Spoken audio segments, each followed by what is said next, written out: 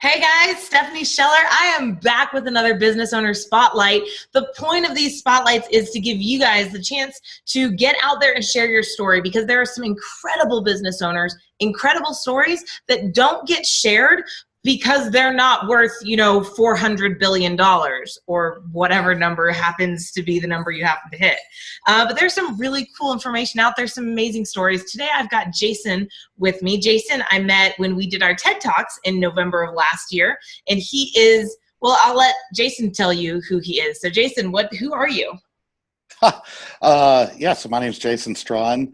In the business world anyway, I am co-founder and CEO of Grok Interactive, and I'm also a co-founder of a company called Code-Up. At Grok Interactive, we build custom software, so mainly mobile apps for your phone, like iOS and Android. And then at Code-Up, we train software developers, so we're a career school. Outside of that, I'm a husband and father of a beautiful son, and I like to play disc golf.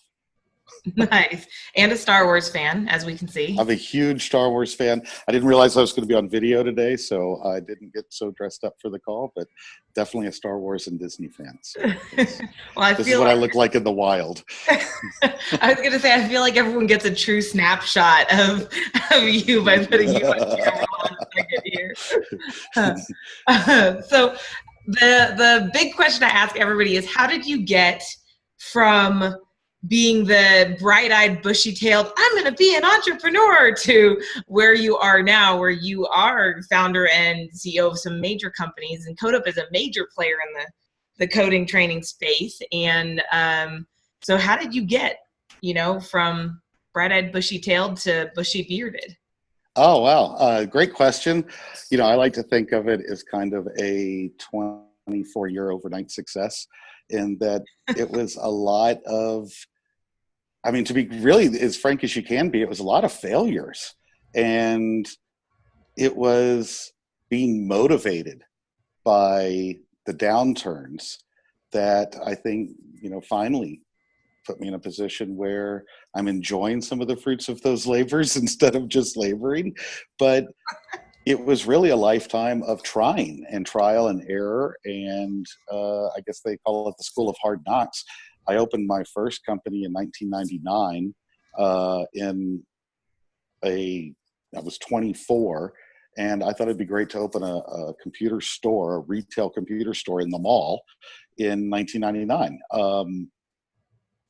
Look around today, there's really no computer stores that aren't major chains, and they certainly aren't in malls. And so, I started making really big mistakes, and over time, I learned a lot from each of them, but it was a lot of trying to open companies, going out and having to bartend, opening a different company and going into having to, wait tables, and eventually finding that place where I'd learned enough lessons and had, eventually were able to apply them.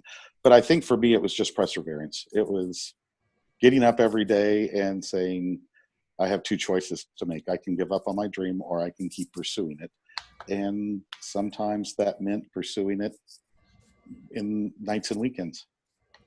So how did you, I know people I've spoken with, when their business fails, they let that define them, and they then end up not trying anything like that major again. There's a lot of people who are one-time business owners and never go at it again. They're like, obviously I'm not cut out for entrepreneurship. So how did you get past, how did you keep that from stopping you? You said you had a dream. Was that it? Yes and no. Certainly after I shut down Compro for a couple of years, it did define me. The depression was pretty deep. And I had a lot of that imposter syndrome, those questions of maybe I don't belong there, right? These other people belong in entrepreneurship. I don't. And you can buy into that if you want to, but it's debilitating. For me, I didn't accept that. And I think I looked at failure as binary. I could either let that be the end of something, or it could be the motivation to go and succeed again. And I think that I just wanted that control and freedom to produce and build what I wanted to so badly that I was willing to keep going back and trying again and again and again and again.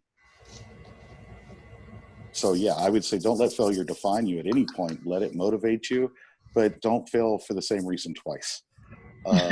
You know, if you're going to go fail again, fail for a completely different reason. Learn a completely different lesson. But even better is recognize, for me, it was recognizing the signs of failure along the way that I should have paid attention to and didn't, so that in future business endeavors, when I saw those same signs, I didn't ignore them. And those signs are telling you not that you should shut down and go to truck driving school. Those signs are saying the way that you're attempting to find a market fit isn't working. So you better stop what you're doing and try something different. And that's what I didn't hear the first couple of times when I drove them all the way through, you know, failure tunnel. Now I think that I see those signs quicker and say, okay, it's time to make a major pivot, or it's time to start a different approach to this business, or just switch the business completely to something new versus plowing on trying to do the same thing. What are some of those signs of failure that you started to learn to recognize? Wow, that's a really good question, and I probably should contemplate that one a little longer. I mean, there's certainly those things where you're forcing your product on the market. If it's really, really, really hard to get somebody to purchase your product, then maybe your product doesn't have a good market fit. If marketing in certain channels are bringing you 0 leads, then spending more money in those channels may not be the answer. It might be finding other channels. Just because something worked for your competitor doesn't mean it's going to work for you. So when you try it and you don't see results, don't just keep trying it because it worked for them. But I think the biggest is listening to customer and client feedback, because they're the true barometer, right? If you're asking your customer, would you buy more of this product, and they say no, and they've already bought your product, then you should probably find out why and see if that's something that several of them are feeling. And I think the other thing is, just because you and your family and your friends are convinced that your product or service is great, if the market doesn't agree with you, it's not your job to teach the market. There's one person that I know of that has ever lived that could teach the market to love something, and that was Steve Jobs, right? Everybody else, we have to listen to our customers and build what they want. We're not Steve Jobs, and it's hard to swallow sometimes. That was really awesome. I think you're right. I was laughing when you said, you know, if you're spending money in channels and it's not working, don't keep spending money there, because I see people do this all the time. And I see sales reps, and I was taught to do this too. When I was in sales for the local paper, they always said, you know, if it's not working, the answer is go back to your person and tell them they need to spend more money in order to make it work better. And so, you know, I was like, oh, okay, you know, young, naive, didn't know any better. I was like, oh, that's the answer. And now I'm like, no, it's not. But we have so many people out there who are like, yeah, you just got to spend more money. I'm like, no, you really don't. But it kills me how many people don't pick up on that. And they're just like, well, $1,000 didn't work. Let's try 10. No, let's try $1,000 in a different channel. Right. Be creative. Google AdWords aren't the answer to everything. Facebook ads aren't the answer to everything. That doesn't mean they don't work for some things and some people and some products and some services. But trying to whip it into making it work for you, if it doesn't work, move on to a different channel that does. There's a lot of other options out there now too. It's not like you're stuck. Oh, no. I mean, and you know, you can get creative. Go to the local restaurant and throw a luncheon.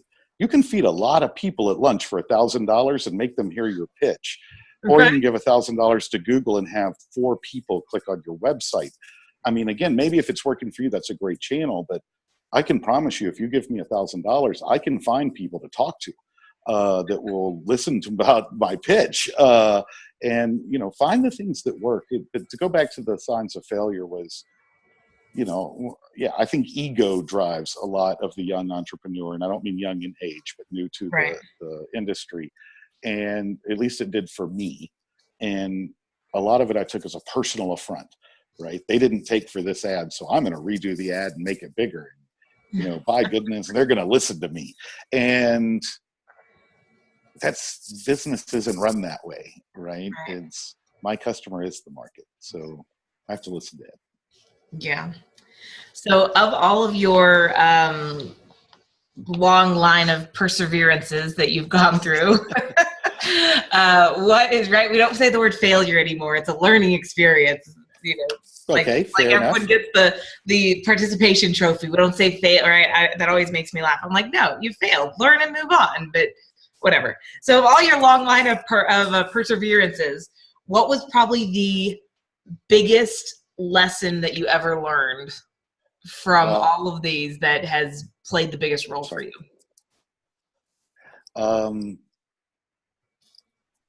Don't open a retail store in a shopping mall unless you really love customer service. That's probably high on the list. No, I'd probably say the biggest lesson is nothing matters except what your customers say. Mm. And I mean that in that it feels really good to get an article in the Business Journal about you.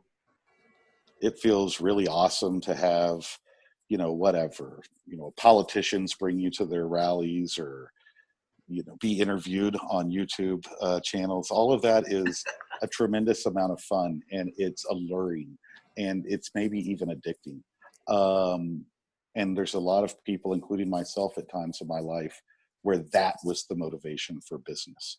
I want to keep doing well, so I keep seeing my name in the paper. I keep seeing, these accolades, and it doesn't matter. None of that stuff matters if you're not taking care of your customers.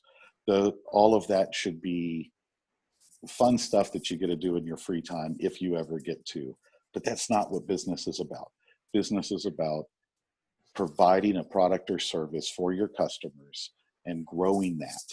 And it should be a lifelong fun experience where you get to interact with the world in a way different than being an employee. And that's what it's about. And, so I guess the other big mistake was chasing things that weren't central to that. Being motivated by things that were more ego driven or because everybody else did it and you wanted to be a part of that. So, I think that's been the biggest. Now I have a beard and no ties and, Hawaiian shirts. Lots of Hawaiian shirts everywhere. Yeah, usually I'm not in a Star Wars t-shirt, but I'm 90% of the time I'm in a Hawaiian shirt. And, life has gotten so much better since I ditched trying to be this, suit and tie wearing and shaving person, which is great if that's how you're comfortable. But for me, I'm a Hawaiian shirt and ball cap and long beard kind of guy. And business has been so much better since just saying I embrace my customer and not this lure of being the business person. I talk about that several times with people that we get caught up in these supposed to goals, right? I'm supposed to, or that sounds really good, so I want to do that too, right? I know so many people who are like, ooh, I want a yacht, I want a plane, I want this, I want that, because someone said it and they were like, that sounds good.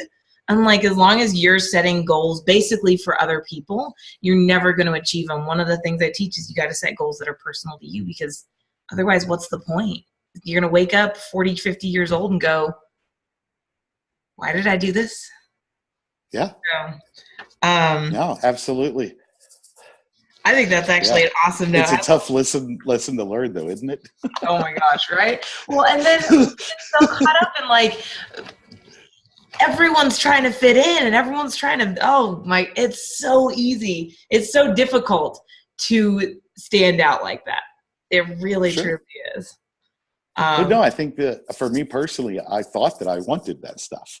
Yeah. Right. Like I thought that's what defined happiness. Right. And wow, like that's such an unattainable happiness. I mean, it's attainable, but by the time you get there, is that really what you want? I mean, how many people do I know that could afford planes and yachts that actually have them? I mean, of all the people I know that could afford them, none of them have them. Um, because yeah, I think that, you know, it's not for the majority of, it's not even for the majority of the super rich. It's for those people that really enjoy yachts. And Right. I've never been on one. I have no idea if I want to own one or not. I'm like, I could just charter one. It's like, why do I have to go buy one and deal with, I mean, yeah. Hey, I have a pontoon boat that has been in very nice storage for 3.5 years. Very nice storage. I haven't stepped foot on it, and you're right. It would have been far cheaper to just rent a pontoon boat every 5 years when I take it out than it would have ever been to buy one. And that's one of those life lessons. That, but thank God I did it with a pontoon boat, not a yacht. So. Not a yacht. Oh, awesome. Oh, man. Well, actually, I think that's a really good note. Well, I will ask this one. Do you have any last words of advice you would like to impart on the budding entrepreneur or business owner who's out there in the thick of it right now, struggling and fighting and needs a little word of encouragement? Just don't stop. Don't stop reading books. Don't stop watching videos. Don't stop learning. But most importantly, don't start trying. Just go out there and try stuff. Put it out there and don't give up. I love that. So guys, I'm just going to let it end on that one. If you know someone who you think would be an awesome, awesome interview, go ahead, go down below, get the contact information down below for me, and shoot me an email. Let me know, hey, Steph, you should totally interview XYZ person, because that's what we're looking to do. Find the great people who need the spotlights. But the cool thing is, I need your help to find them. Thanks for joining us again. Thanks for joining us, Jason. Appreciate it. Thank you. We'll talk to you guys very soon. See you guys on the next Business Owner Spotlight.